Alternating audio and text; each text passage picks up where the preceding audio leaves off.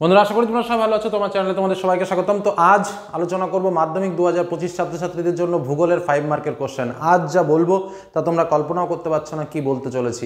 আজকের আলোচনার পূর্ণাঙ্গ বিশ্লেষণে যা এসে দাঁড়াবে, একদম দেখবে মাধ্যমিক পরীক্ষার প্রশ্নে ঠিক সেই প্রশ্ন কটা ছাপানো রয়েছে। এটুকু বলেই শুরু করছি। প্রথম, আজকের আলোচনার ভেতরে দুটো বিষয় আমি উল্লেখ করব। একটা হচ্ছে চালাকি সাজেশন, সব থেকে কম পড়ে ভূগোলে 5 মার্কের প্রশ্ন কমন পাওয়ার ট্রিক্স যেমন বলবো, তার সঙ্গে কি কি পড়তে হবে সেটাও বলবো, কিভাবে লিখতে হবে সেটাও বলবো, এবং 5 মার্কের আলোচনার আজ লাস্ট ভিডিও অর্থাৎ শেষ মুহূর্তের সাজেশন। সব থেকে কম পড়ে 5 মার্কের দুটো প্রশ্ন আমাদের লিখতে হবে প্রাকৃতিক ভূগোল থেকে, আর দুটো প্রশ্ন লিখতে হবে আমাদের আঞ্চলিক ভূগোল থেকে। অর্থাৎ মোট এই 4টে প্রশ্ন, সব থেকে কম কটা প্রশ্ন পড়ে এই 4টে প্রশ্ন কমন পাওয়া যায় সেটা যেমন বলবো, এবং তার সঙ্গে ডিটেলস তোমাদের সামনে তুলে ধরবো। সম্পূর্ণ ব্যাখ্যা, পূর্ণাঙ্গ রূপে, পূর্ণাঙ্গভাবে। ভিডিওটা সম্পূর্ণ দেখো, বোঝার চেষ্টা করো, এবং ঠিক যে কটা প্রশ্ন বলছি, যদি খুব ভালো ছেলে হও তার জন্য সাজেশন রয়েছে, সেও 20তে 20 পাবে। আর একদম পচা ধেড়ে যে জীবনে কোনোদিন ভূগোল বই খোলেনি, তাকেও কথা দিচ্ছি, আজকের এই ভিডিও দেখার পর হাতে যদি তুমি 1 ঘন্টা সময় পাও, সেই 1 ঘন্টা সময় তুমি 20তে 20 পেয়ে সকলকে তাক লাগিয়ে দিতে পারো। শুধু 1 ঘন্টা সময় দরকার আজকের ভিডিও দেখার পর। ওকে, চলো তাহলে শুরু করি। প্রথমেই যে বিষয়টা বলবো, একদম সম্পূর্ণ ডিটেলস। আমাদের ভূগোলে 20 মার্কের যেটা রয়েছে, অর্থাৎ 5 মার্কের প্রশ্ন কটা আসে? 4টে লিখতে হয়। একটাতে আসে আমাদের প্রাকৃতিক ভূগোল থেকে 4টে প্রশ্ন, যেখান থেকে আমাদের দুটো প্রশ্নের উত্তর করতে হয়। আর একটাতে আসে আঞ্চলিক ভূগোল থেকে 4টে প্রশ্ন, যেখান থেকে আমাদের দুটো প্রশ্নের উত্তর করতে হয়। তো আমাদের প্রশ্ন তো লিখতে হয় দুটো, তার জন্য আমাদের 4টে প্রশ্নের জন্য অত বড় প্রিপারেশন নিয়ে তো লাভ নেই। আমি যদি একটু ছোট্ট করে পড়ি তাহলেই তো হয়ে যায়, কি বিষয়টা তাই। আর যদি কেউ মনে করি যে না আমার স্যার 4টেই কমন লাগবে, সেটাও আমি আজকে বলে দেবো, 4টেই কমন পাবে। আবার যদি কেউ মনে করো না স্যার আমার দুটো লিখতে হবে, আমার দুটো কমন পেলেই হয়ে গেল, আমার অত 4টের জন্য খাটাখাটনির দরকার নেই, আমি তাদের জন্য বলবো ঠিক সেই দুটোই কমন পাবে। ওকে, চলো আলোচনা শুরু করি। প্রথম প্রাকৃতিক ভূগোল থেকে বলবো, তারপর আঞ্চলিক ভূগোল থেকে বলবো। কেন ওই প্রশ্ন কমন আসবে সেটাও বলে দেবো। দেখো, প্রাকৃতিক ভূগোল থেকে আমাদের 4টে প্রশ্ন আসে, দুটো প্রশ্নের উত্তর আমাদেরকে করতে হয়। এবার দেখো, প্রাকৃতিক ভূগোলে কটা চ্যাপ্টার রয়েছে? 3টে চ্যাপ্টার, বহির্জাত প্রক্রিয়া, বায়ুমণ্ডল এবং বাড়িমণ্ডল। বহির্জাত প্রক্রিয়া থেকে আমাদের একটা প্রশ্ন আসবে, কথাগুলো খুব ভালো করে বুঝবে। বহির্জাত প্রক্রিয়া থেকে একটা প্রশ্ন আসবে, বায়ুমণ্ডল থেকে দুটো প্রশ্ন আসবে, বাড়িমণ্ডল থেকে একটা প্রশ্ন আসবে। কথাটা খুব ভালো করে বুঝবে। তাহলে বহির্জাত প্রক্রিয়া থেকে একটা, বায়ুমণ্ডল থেকে দুটো, বাড়িমণ্ডল থেকে একটা। বায়ুমণ্ডলে কিন্তু অনেক প্রশ্ন রয়েছে, এটা বাস্তব কথা। আর বায়ুমণ্ডলের প্রশ্ন ঘুরিয়ে ফিরিয়ে আসে। আরও একটা কথা বলি, বায়ুমণ্ডলের প্রশ্নের উত্তর লেখার সময় যদি কেউ একটু ভুল করো, তাহলে কিন্তু টিচার কিন্তু খাতা দেখার সময় শূন্যও বসিয়ে দেয়। কারণ 100% সায়েন্টিফিকভাবে উত্তর লিখতে হয় বায়ুমণ্ডলের প্রশ্ন। ধরো প্রশ্ন হলো নিহত বায়ুর সঙ্গে বায়ুচাপ বলয়ের কী সম্পর্ক। এখানে যদি একটু দিক এদিক ওদিক হয়ে যায়, সঙ্গে সঙ্গে তলে একখানা দাগ দিয়ে কেটে পাশে শূন্য বসিয়ে দেবে, কোনো রকম কোনো দুঃখ নেই। আমি নিজে মাধ্যমিক খাতা দেখার সময় তাই করি। বায়ুমণ্ডল থেকে প্রশ্ন লিখবে, খুব সিরিয়াস তখন, কারণ সমস্ত হিসেবের খেলা, অঙ্কের খেলা। যার জন্য আমি বলবো 100% শিওর না হয়ে বায়ুমণ্ডলের প্রশ্ন টাচ করবে না, একদম একদম ওপেন কথা আমার কাছে। নেক্সট, এবার আসি মূল কথায়। তাহলে যারা একটু দুর্বল প্রকৃতির ছাত্রছাত্রী এবং সব থেকে কম পড়ে ভালো রেজাল্ট করতে চাইছো বা কমন করতে চাইছো, তাদের আমি বলবো বায়ুমণ্ডল থেকে কোনো প্রশ্ন পড়ারই দরকার নেই। কি বললাম? এই চ্যাপ্টারটা পুরো বড় কোশ্চেনে একটাও পড়বো না আমি।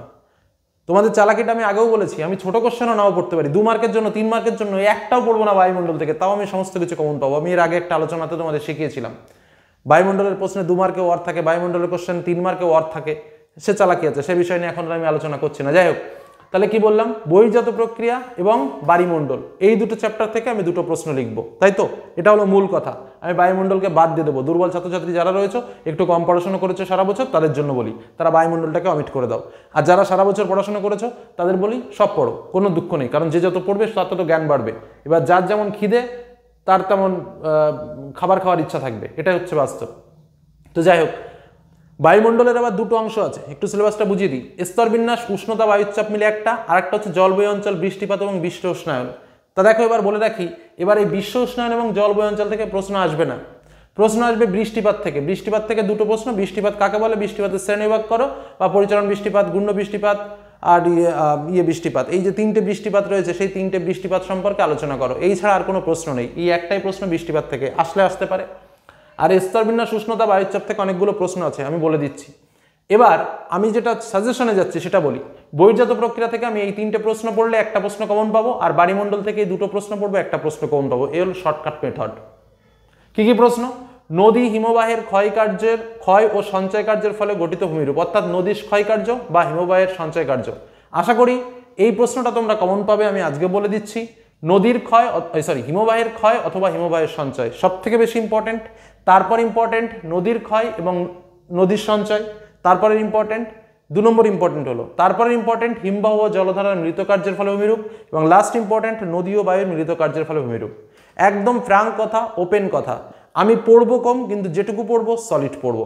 আমি এইটুকু বাদ দিয়ে দিলাম 2টো প্রশ্ন কমন পাওয়ার জন্য, একটা প্রশ্ন পড়ো। অর্থাৎ নদীর ক্ষয়কার্যের ফলে গঠিত ভূমিরূপ, হিমবাহের ক্ষয়কার্যের ফলে গঠিত ভূমিরূপ, নদীর সঞ্চয় কার্যের ফলে গঠিত ভূমিরূপ, হিমবাহের সঞ্চয় কার্যের ফলে গঠিত ভূমিরূপ হলো হিমবাহ ও জলধারার মৃত কার্যের ফলে গঠিত ভূমিরূপ, নদী ও বায়ুর মিলিত কার্যের ফলে গঠিত ভূমিরূপ হয়ে গেল।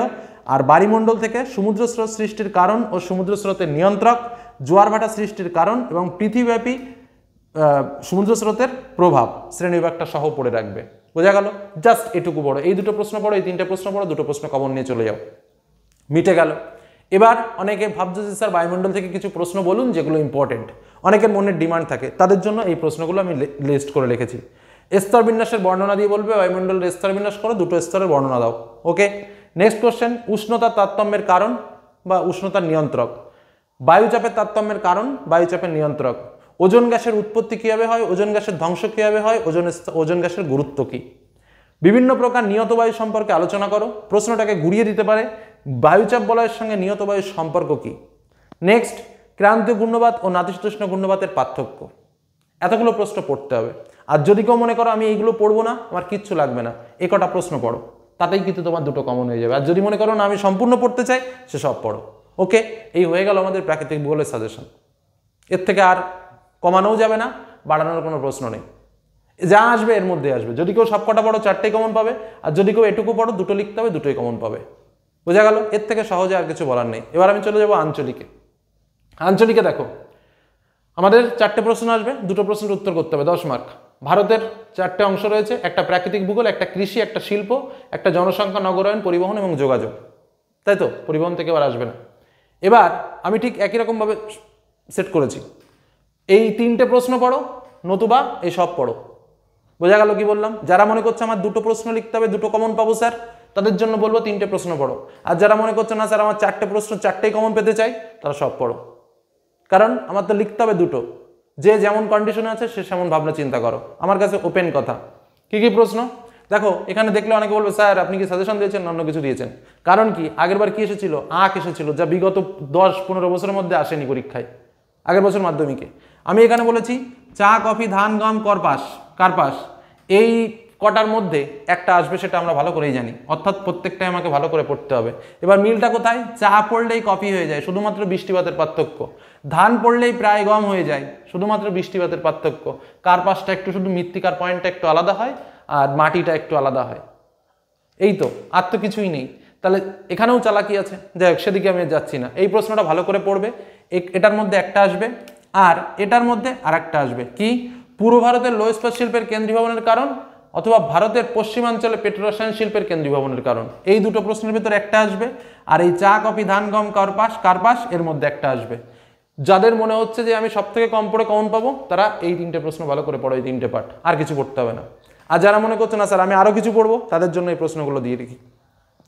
ভারতের পূর্ব পশ্চিম উপকূলের পার্থক্য, ভারতের জলবায়ুর নিয়ন্ত্রক, ভারতের জলবায়ুতে মৌসুমী বায়ুর প্রভাব, উত্তর ও দক্ষিণ ভারতের নদ নদীর পার্থক্য, জনসংখ্যা বৃদ্ধির কারণ বা অসম জনবন্টনের কারণ।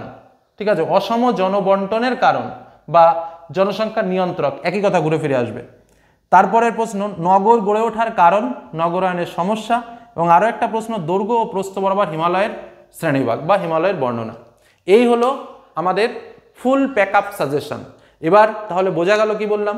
যারা দুর্বল প্রকৃতির ছাত্রছাত্রী রয়েছে, যারা একটু কম পড়তে চাইছো, সব থেকে কম পড়ে ভূগোলে 20তে 20 পেতে চাইছো বড় কোশ্চেন, তাদের জন্য একদম হাফ সাজেশন। অর্থাৎ এই কটা প্রশ্ন প্রাকৃতিকের জন্য, আর এই 2টো প্রশ্ন আঞ্চলিকের জন্য।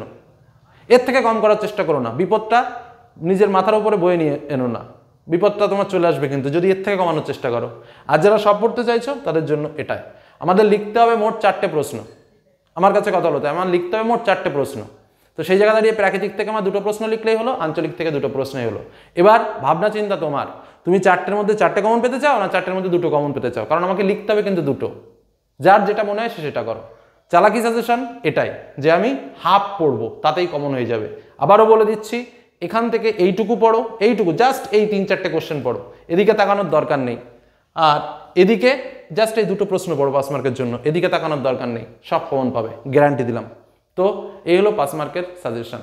লেখার সময় কীভাবে লিখবে? সংজ্ঞা, বৈশিষ্ট্য, উৎপত্তি এইভাবে করে লিখবে। ম্যাপের ক্ষেত্রে আঞ্চলিক লেখার সময় অবশ্যই ম্যাপেকে পয়েন্টিং করে দেবে। প্রাকৃতিক লেখার সময় যাই আসুক না কেন চিত্র দেবে, চিত্র ছাড়া কিন্তু ভূগোলে নম্বর ওঠে না। আর চিত্রটা ভালো করে আঁকবে, পেন্সিল দেখাবে, পয়েন্ট আউটগুলো খুব সুন্দর করে করবে, অন্য কালি দিয়ে করলে বেটার হয়। একটা যখন নতুন প্রশ্ন লেখা শুরু করবে, নতুন পেজে শুরু করবে, লেখার শেষে এন্ডিং সিম্বল দেবে, পরিষ্কার পরিচ্ছন্নভাবে লিখবে, পয়েন্ট আউট করে লিখবে, টু দ্য পয়েন্ট উত্তর লিখবে, বেশি ভাট বকবে না, আর নিজে থেকে ভূগোল রচনা করতে যাবে না। যেটা বইয়ে লেখা আছে বা যেমন করে শিখেছো তেমনভাবে লিখবে, নিজের মতো করে, গল্পের মতো করে, নিজে ভূগোল বা ভৌগোলিক হয়ে গিয়ে লিখবে না। এটুকু বলে আলোচনা শেষ করলাম, এতেই ফুল মার্কস আসবে। ধন্যবাদ।